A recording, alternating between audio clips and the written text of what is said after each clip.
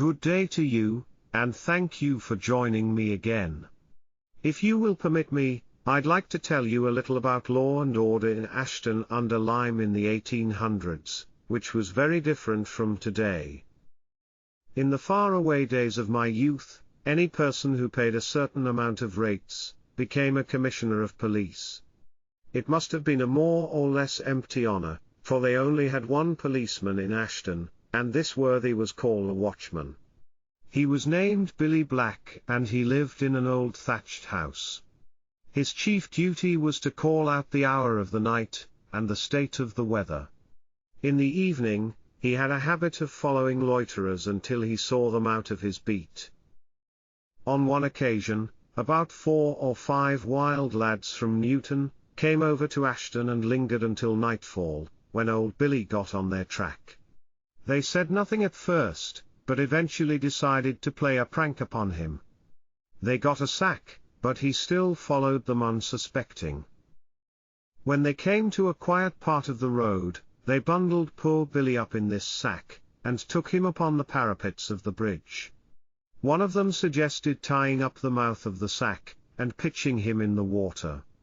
Billy had an awful fright. He prayed them for God's sake to let him go, and he would never follow them again.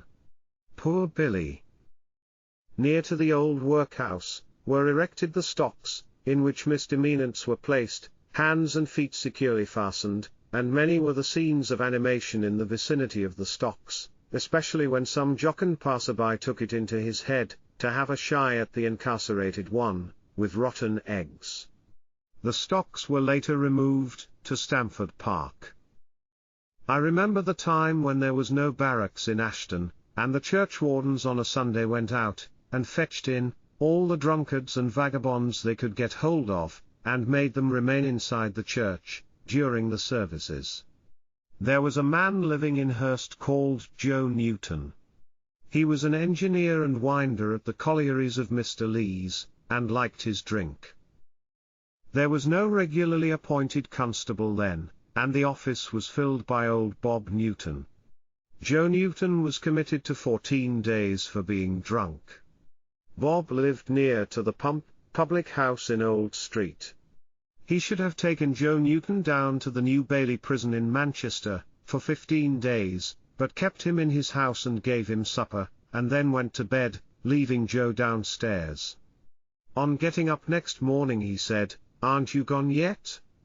"No," said Joe, "I'm committed for 14 days. Bob replied, "I'll hit you, you big lump, if you do not go." I was returning home from work, at Messrs. Rayner's one day, in company with 2 spinners, when I was set upon by a gang of men known as heroes, who went about abusing people. I got one of them over a wall and gave him a good thrashing, tearing my trousers in the process. Mr. Rayner, the mill owner, was passing, as this commotion was taking place, and saw the crowd which had gathered. The next morning, I was summoned into Mr. Rayner's office, to give an account of the circumstances of the event, following which, he advised me to take out a warrant. I did so, and the man who assaulted me was arrested. On the day of the hearing, Mr. Hampson was on the bench, and this hero was fined 10 shillings and ordered to pay for my trousers. Someone asked, "What about binding him over?" The magistrate asked, "Who was the conqueror?" One of the witnesses said Mr. Tipping. "Oh then," said the magistrate, "we have no occasion to bind him over. If he assaults him again, Mr. Tipping must beat him again." I myself contributed to law and order in Ashton, when I was appointed a special constable during the Murphy riots in 1868, when 1 man was killed, many seriously wounded, 2 Catholic chapels burnt, and 100 shops and houses ransacked. Shortly after that time, I became a justice of the peace for the last 30 years of my life, always trying to do my duty to the utmost of my ability, whilst endeavouring to temper justice with mercy.